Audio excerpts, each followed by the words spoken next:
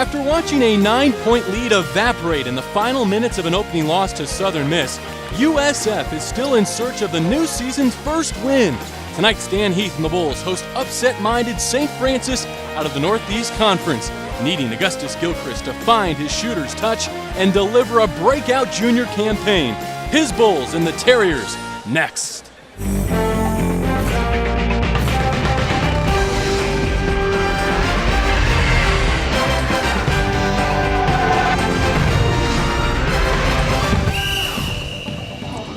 Inside the Sundome on a Monday night in Tampa for the fourth ever meeting between St. Francis and USF. The Bulls have had 3 days to stew over their season-opening loss at home, while the Terriers come in to complete the toughest two-game back-to-back of their season. After a loss at Boston College, they're now in Big East country. Hello and welcome everyone to our first broadcast of the year with Andrick Frazier, the former USF Bull. I'm JB Long.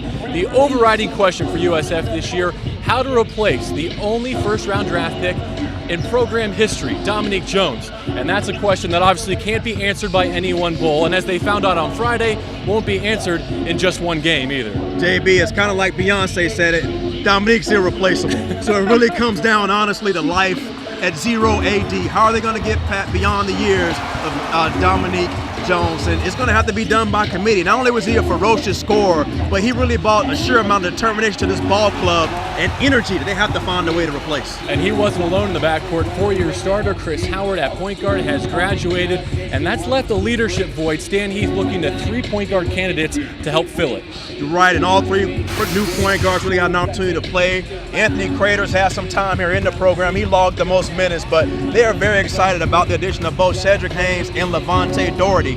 All of these young men can play the point guard position, but Chris Howard was something extremely special. He'd been around the program for 5 years.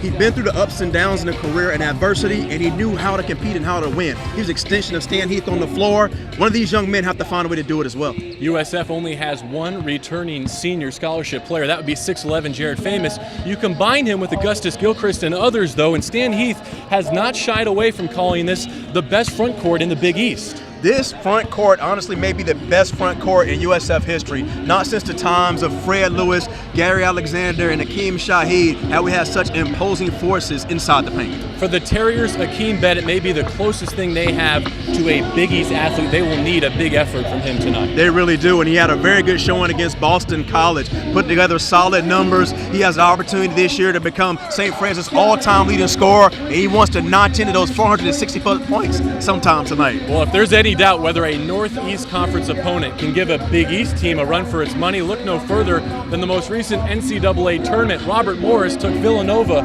to the wire. We'll see if St. Francis can challenge USF similarly, and we will have the starting lineup and the opening tip when we come back.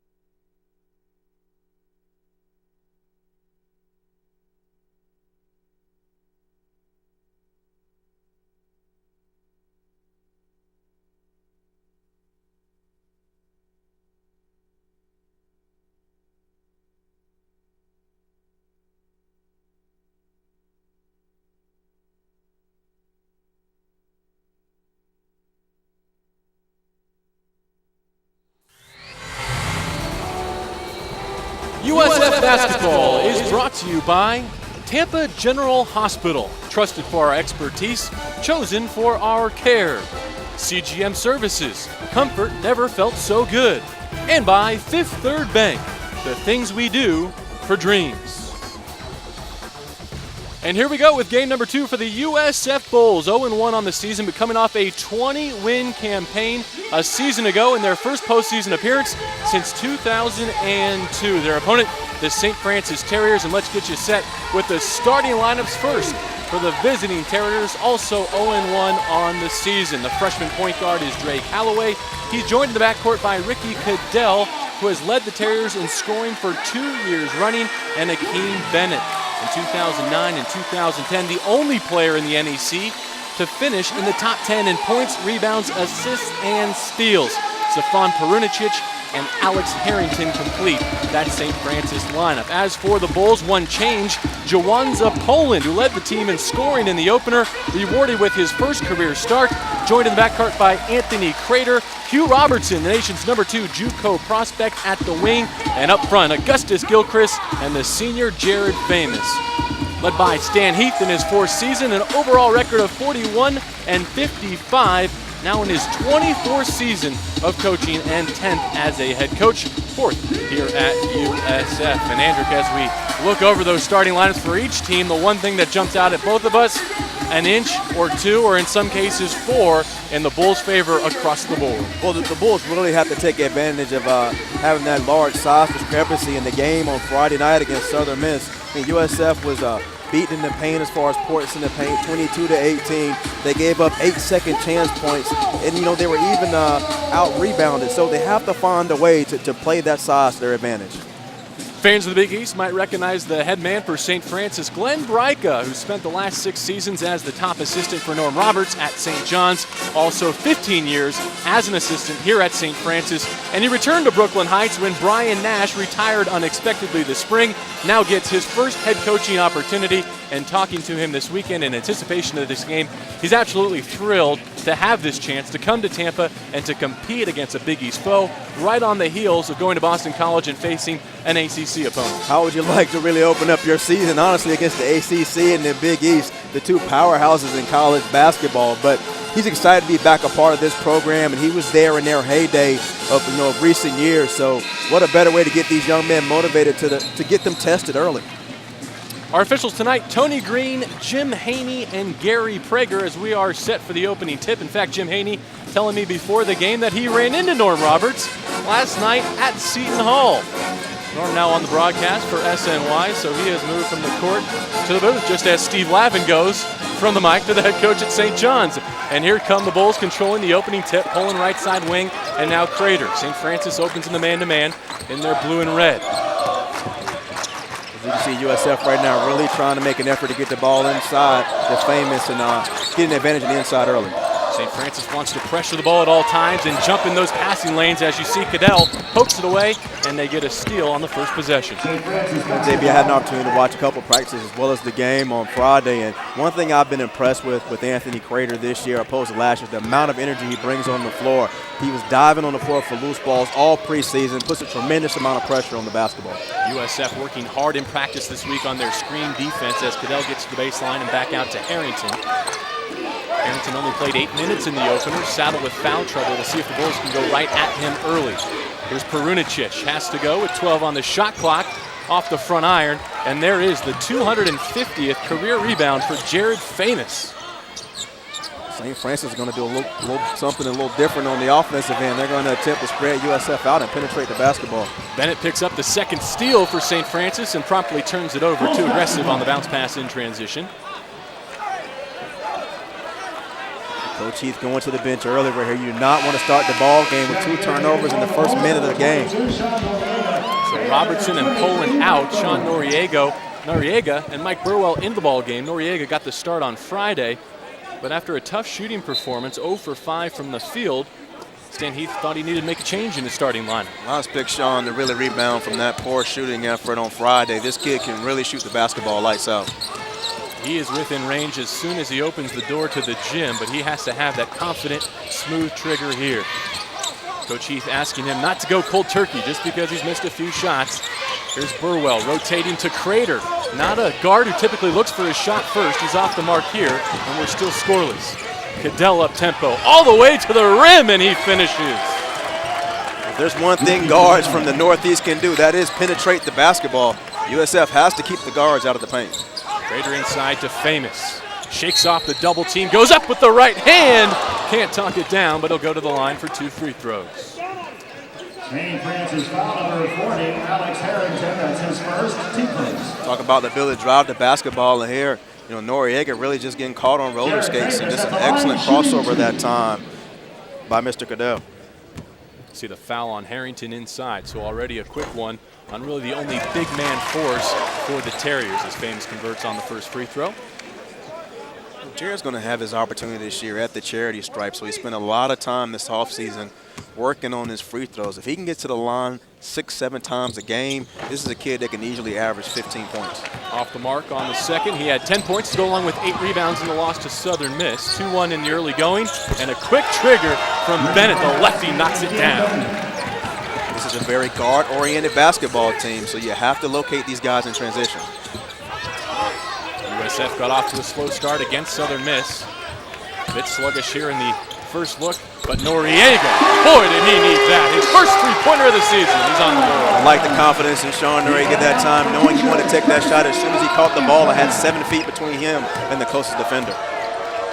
Noriega scored 14 points per game in Brazil on a trip to Bowls this summer. Really won his playing time.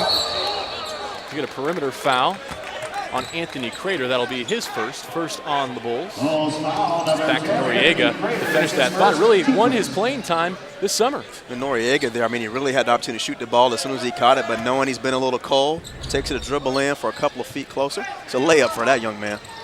Confidence builder as we see the Bulls in their home white and green man-to-man defense early on. They did play a little bit of 2-3 zone in the opener on Friday. See Stan Heath mix that in this evening as well. Bennett wants to go on Burwell, gets into the lane, forces up the shot. His putback is loose, and he scores it on the third try. USF has to limit this team to one shot on the offensive end with the size advantage. Keep the defender in front of you, box out, and secure the rebound. 5 of the first 7 for St. Francis to Bennett. Here's Famous rotating it to Noriega, and now Burwell for USF. Back into the ball game, Hugh Robertson. Burwell will take a seat. I wonder how long St. Francis can keep this pressure up. You can see some of the guards and the postmen starting to pant right now, but they are there in the shorts of every USF player on the catch. Tremendous amount of ball pressure. Rader takes the ball screen, picks up his dribble. Here's Robertson, passes on the 3, puts it on the deck, gets all the way to the rim, and a foul. One way to relieve pressure is to penetrate the basketball. Robinson right there showing you why. He's one of the best junior college players in the country last year. A nice shot fake, putting the ball on the deck in the crease, taking on contact with an opportunity for the three-point play the old-fashioned way. Robertson converts, and he's already equaled his total from Friday with 3 points. We're tied at 7. Callaway gets by the double team, off the glass too strong, and a rebound to Gilchrist. Bulls will run.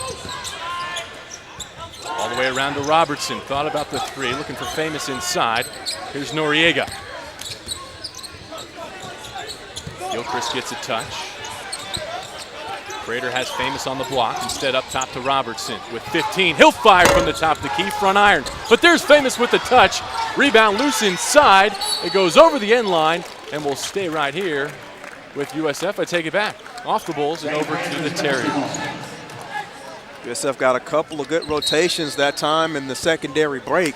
Just couldn't find a way to get the ball inside to Jared Famous, so he said, you know what, guys, I'll find a way to get it on my own and attack the offensive glass. Brunicic picked up by Gilchrist. Now Harrington facing Famous. About a little bit of the old flex offense there for you, JB. Cadell dribbles to the top. Bennett will drive with 15. Forces it up, knocks it down. Tough shot. Bennett's been hot early.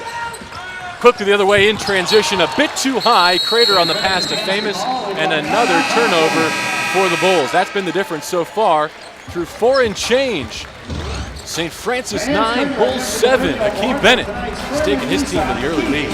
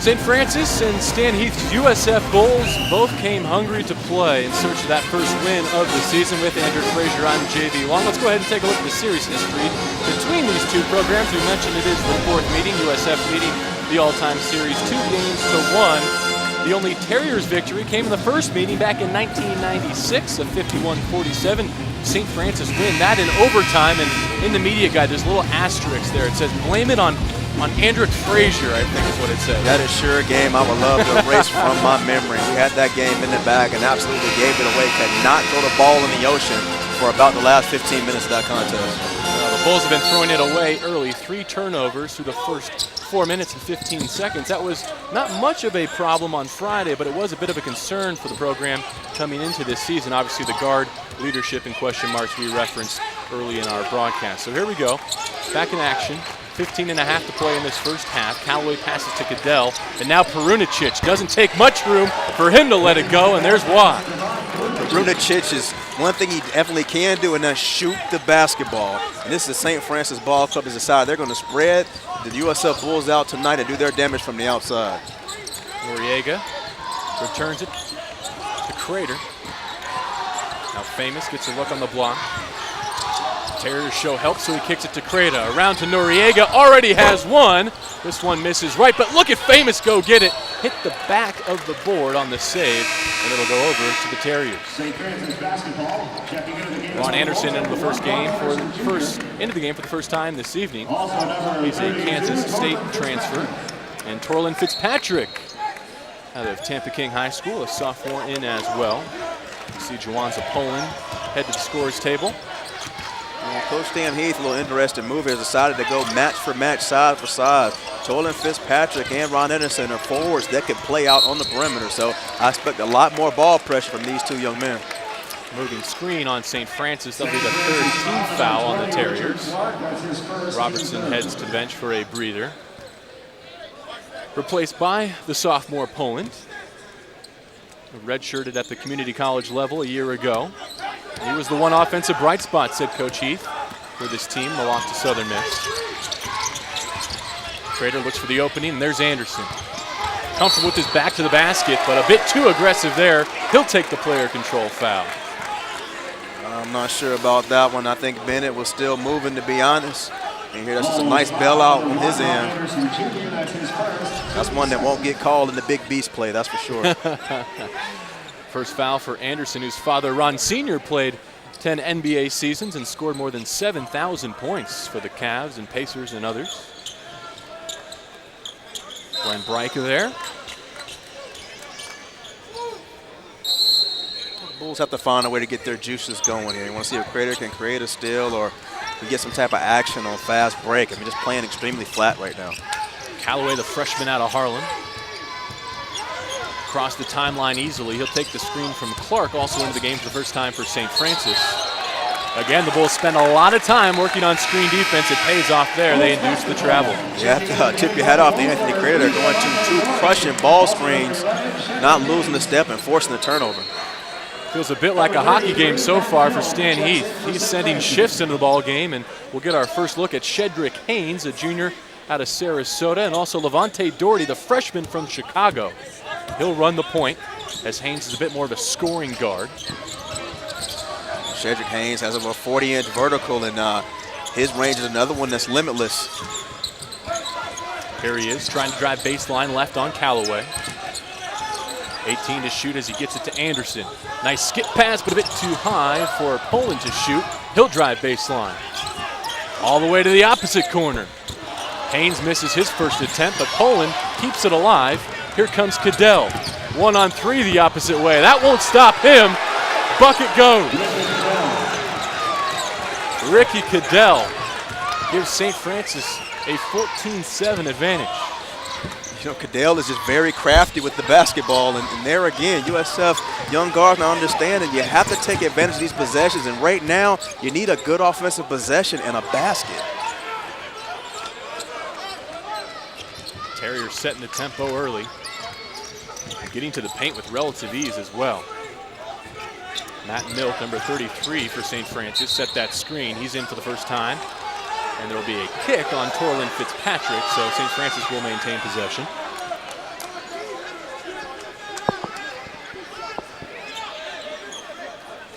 Bulls foul number. Take a look at the Bulls bench. Again, 20 wins last season, the third 20-win campaign in team history and into the postseason, an NIT berth for the first time since '02.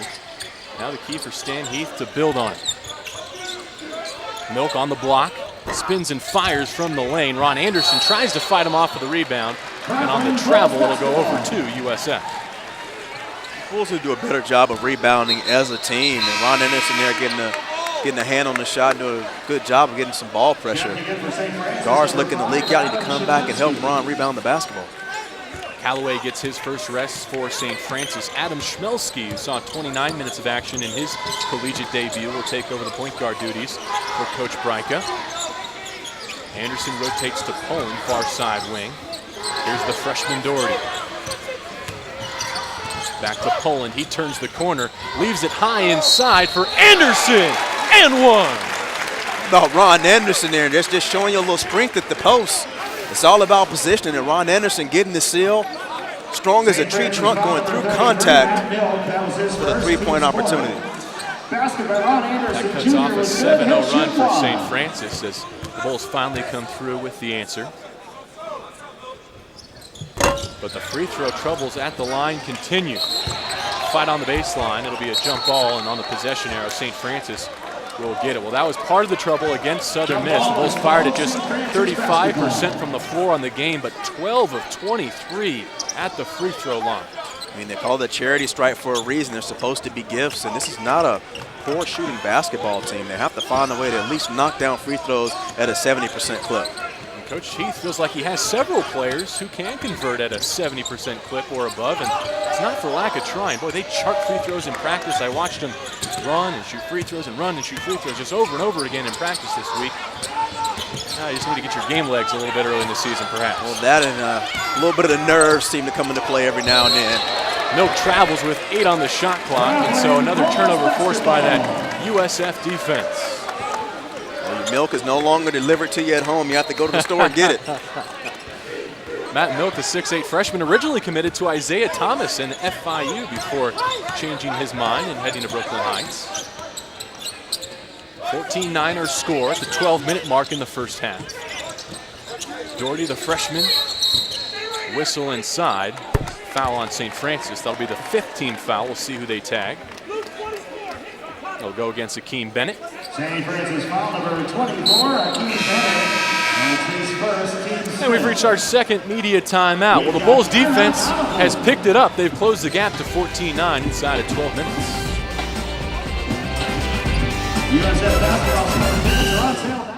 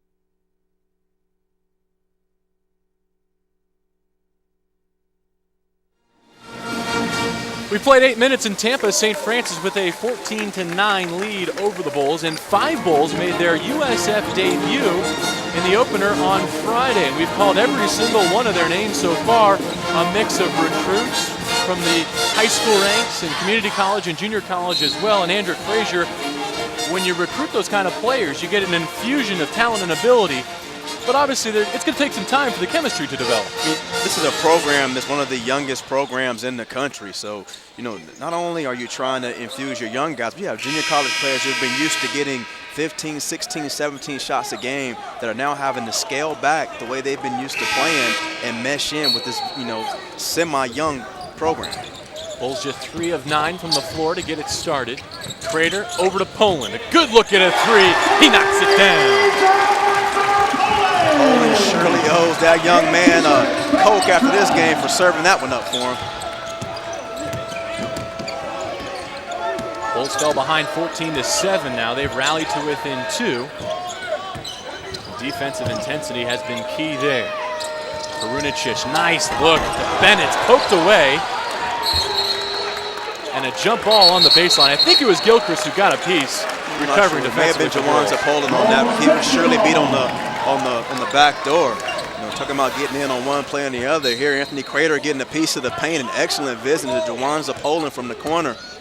And then on the other end, Jawanza getting beat on the back door, but having enough awareness to get back in the play and come up with the block. They certainly don't lack for athleticism, that's for sure. There's Haynes to Anderson. He moved the feet a bit too quickly. You can see he can get to the rim with ease. That's a 6th turnover of the game for the Bulls. Most of the turnovers you have to try to limit. It's tough enough trying to get his shots and attempts off with the amount of ball pressure that St. Francis is putting on the ball than to be committing turnovers. Look at him switch and get after it on defense now. 25 seconds on the shot clock as it's deflected out of bounds for the Terriers. JB, one of the drills that Coach Heath likes to run is a 4-on-4 shell drill where, you know, all the players are on a different team, and you can't get off the floor until you get 5 stops on the defensive end. You don't have an opportunity to shoot the basketball. You have to get 5 stops. And Anthony Crater and Jawanza Poland were just absolute animals last week in practice in that drill. Schmelski triggers the offense, gets it to Bennett. He's double teamed, trapped nicely, but gets it away to Perunicic. He puts up another 3. He's 2 for 2.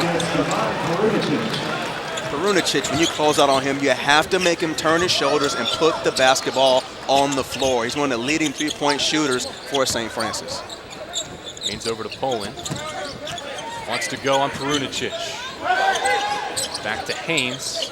Bulls have not been able to get the clean post entry much.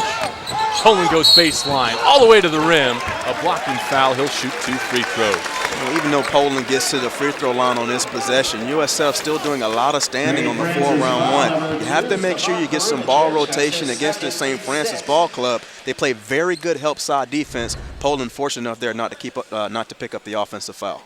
Andrick, one of the things you and I noticed in Friday's game is a lot of Bulls along the perimeter standing with the ball over their head, and the mentality is to try and feed the post because you have such a great front line, but as a guard, you have to work so hard to make clean post entries. Well, it takes you a while to really understand what the coach wants. Yes, you want to run the set, and yes, you want to get the ball in the post, but he doesn't want you to pass up opportunities, and you have to be able to create space, make space, have some ball fakes in order to get clean entry passes into the post.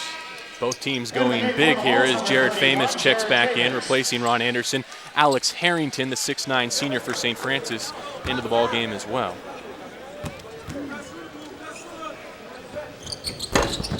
Poland rolls home the free throw.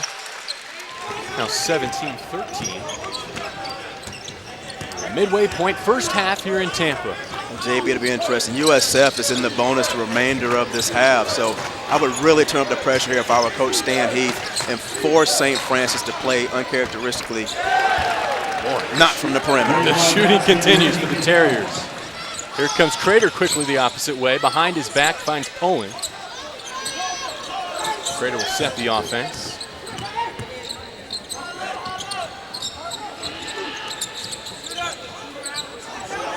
There's a good feed inside, and Famous pays it off. Right there, USF deciding to overload the left side of the floor, and And Haynes, with enough spacing, respecting his three-point ability to shoot the basketball, left no help side for Jared Famous. Timeout called before the turnover is committed. A heads-up play there by the senior, Ricky Cadell. It'll be a 30-second timeout. We'll stay right here.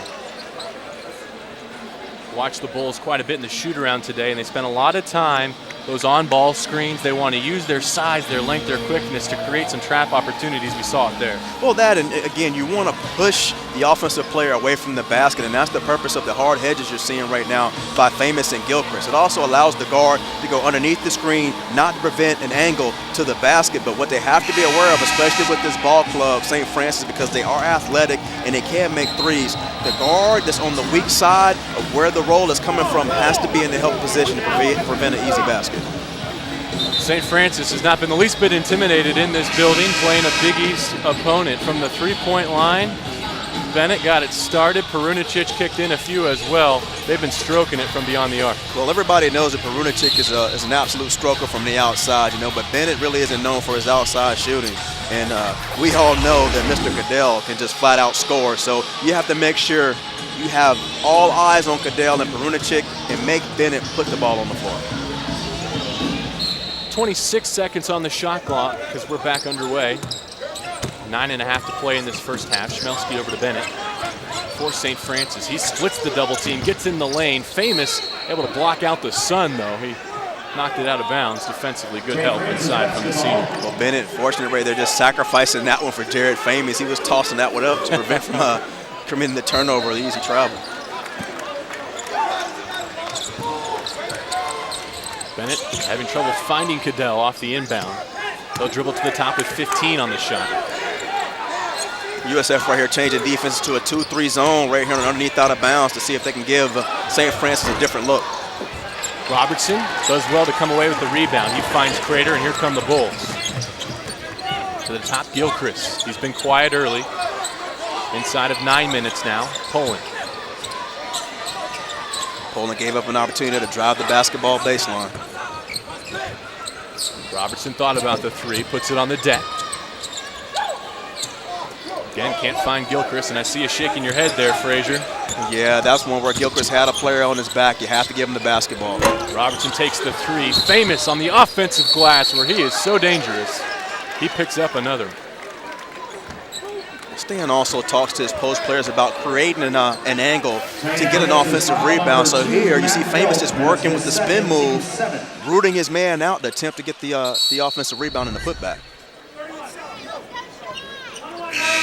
Sean Noriega back in the ball game as Poland gets a break with 8:36 to go in the half. Famous goes to the free throw line. Famous had more than 100 offensive rebounds a season ago, and early in the season especially, boy, maybe that's where the Bulls can get the points to get them going. Just second chance opportunities. Very few players in the Big East do it better than this man right here. Well, Bull fans can remember last year, when Augustus Gilchrist went down early with that ankle injury. There were a lot of long faces, but the one bright spot about that was it allowed players like Jared Famous and Tolan Fitzpatrick to log an extraordinary amount of minutes in the Big East play. Not only to help boost their confidence, but it let them know that they could play with that level of competition. Not going to get much anywhere if they can't knock down the free throws as Callaway goes inside the free throw line. A whistle. Looked like they got it on the floor. We'll see whether or not their free throws awarded to the Terriers.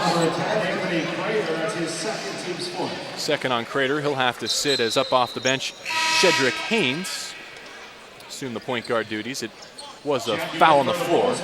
Baseline inbound for the Terriers. USF here again going 2-3 zone. Callaway finds Clark. Too strong. Loose ball rebound to Noriega. Haynes from left to right. The 8-minute mark in the first half. Bulls trailing by 5. Noriega jabs and goes.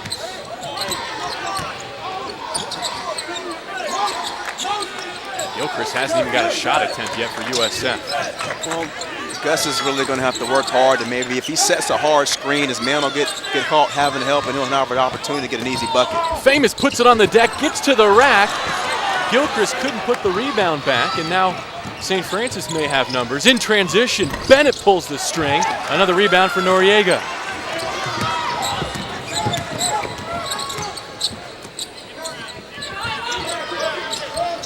There's a touch for Gilchrist.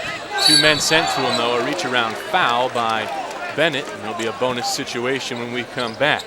So a chance for Gilchrist to get his first points of the ball game. He's been quiet so far.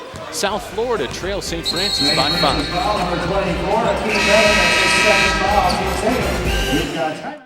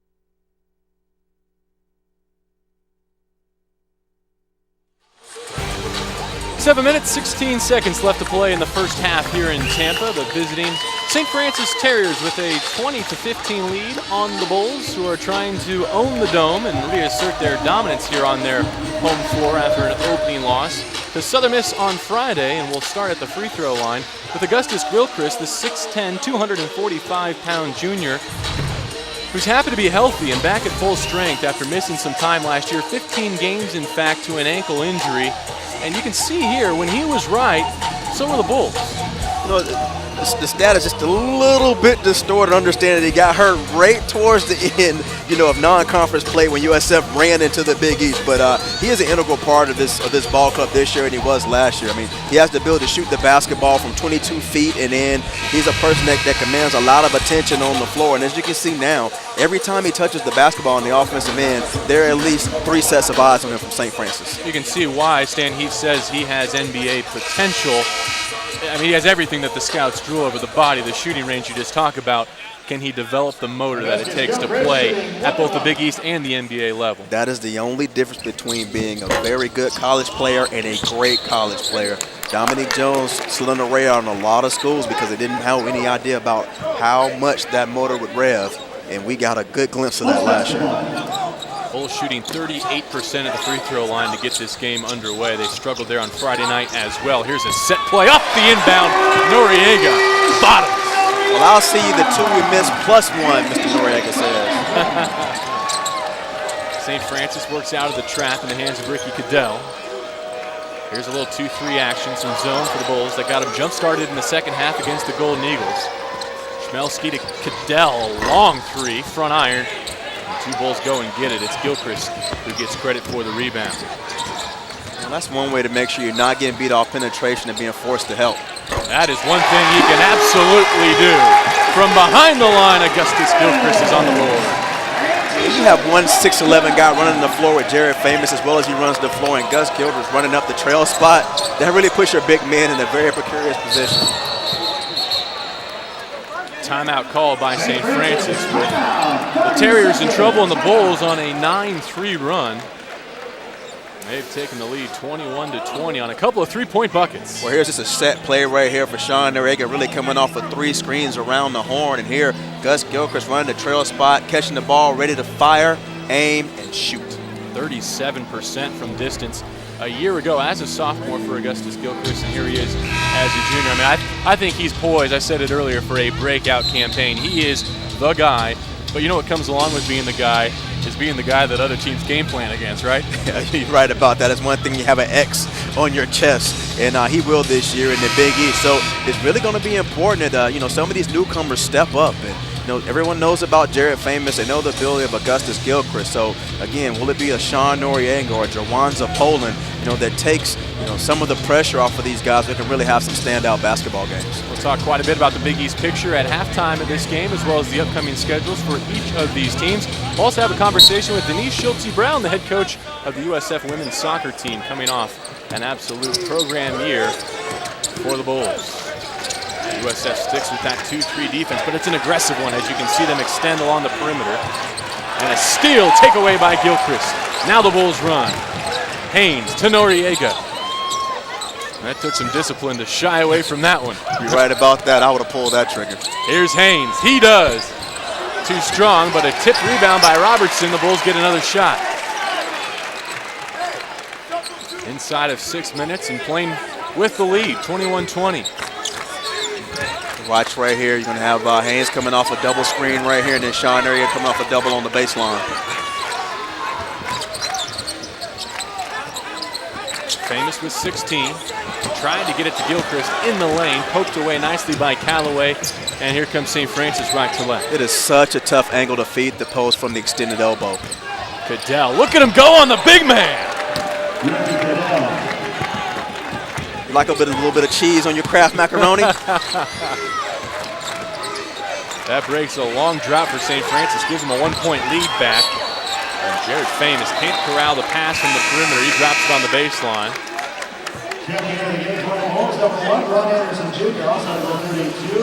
Cadell was over here reeling in pain a second ago when he fell on his backside, and here he just takes it right through the chin of Jared Famous for the reverse layup. Famous takes a seat as Torlin Fitzpatrick, Ron Anderson in the ball game defensively for USF. 5 minutes to go here in the half. It's been an up-tempo, hard-fought game to this point. 15 minutes in the books. Schmelski to the corner. Cadell. Robertson got a piece. Now Haynes, good post position inside. Ron Anderson pays it off. You talk about breaking the seal right there. Ron Anderson just running and pinning his man almost underneath the basket. The young man's worked on his body for almost a year and a half now in the off season, and he shows you what the weight room can do for you right there. Foul is charged to Harrington, so he will have to leave. Milk back into the ball game. Also checking in, number 2, Stefan. So JB, when you have point guards who can push the ball up the floor, you have guards that can extend the floor like a Jawanza Poland and Sean Noriega as far as their ability to shoot. The post play really has limitless opportunities in scoring, especially in transition. And right there, you can understand for all those young post players out there why it's so important to run the floor. You may not get the ball the first or second time, but eventually you will get rewarded. That was clinical right there by Ron Anderson, and he converts the three-point play, finally taking the lid off for the Bulls at the free throw line. They have a 2-point lead. I like the way they're there on every catch. The guards are bumping the forwards back when they have an opportunity so they can protect the short corner. 10 seconds on the shot clock for the Terriers. Schmelski lost his balance, and that was an air ball. No touch by USF, so again they get it back.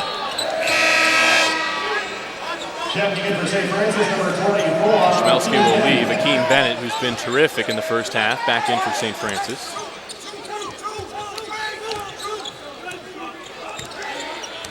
See right here, St. Francis is going to switch up, I believe, to a point zone. See if they can make USF knock some shots down from the outside. We'll start 4 across the free throw line as they get into their half-court set. Anderson with a nice inside-outside pass. Poland can't put it down.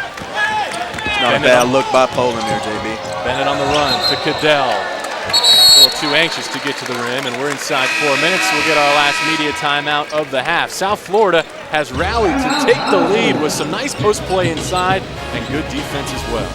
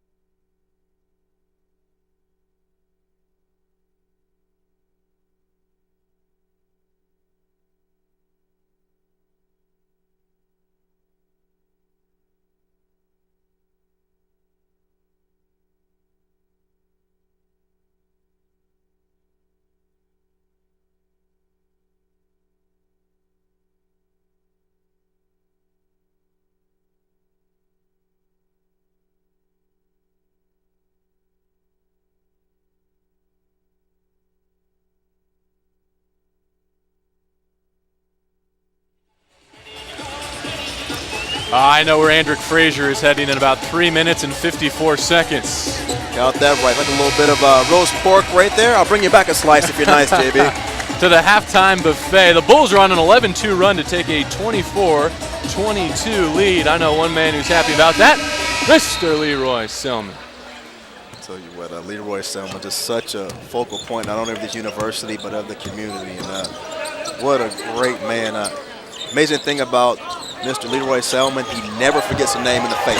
Oh, what a set piece! Off the timeout, Jawanza Poland throws it down. Somebody brought out the trampoline for Mr. Poland. Credit Haynes with the assist to put it up, but Poland threw it down. Coach Dan Heath right there, the wizard of the chalkboard, throwing something fresh out of the timeout for the back screen against the 2-3 zone. Bennett tries to break up that zone, and he does. Chance at a 4-point play. First the alley-oop. Right here, just watch the back screens being set by the post players, and Jawanza Poland getting up and poking one down. Here's Sean Noriega here. I mean, in all honesty, you know, Jawanza Poland has to close out a little harder on the shooter to allow Sean Noriega an opportunity to get over there and not give Bennett such a clean look at the basket.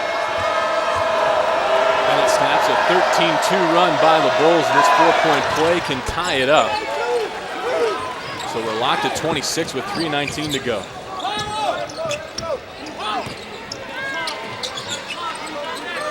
Both teams playing zone now in the final minutes of the first half. Good find to Ron Anderson. A little inside-outside action.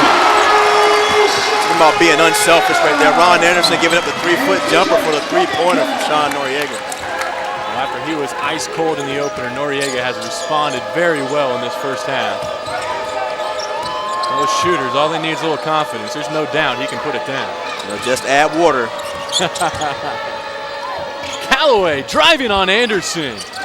Look at Milko and get the rebound. He spins and fires. I can tell you what right now, Tolan Fitzpatrick has to find a way to get in here and help his teammates rebound.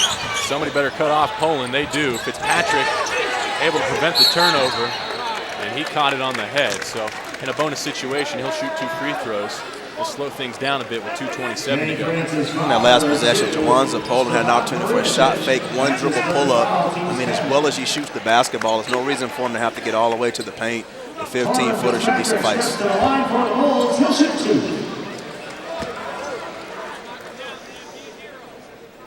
Third foul on Perunicic. He'll likely have to sit here after this first free throw from Fitzpatrick.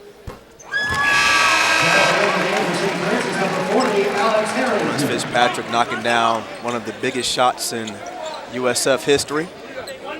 That unbelievable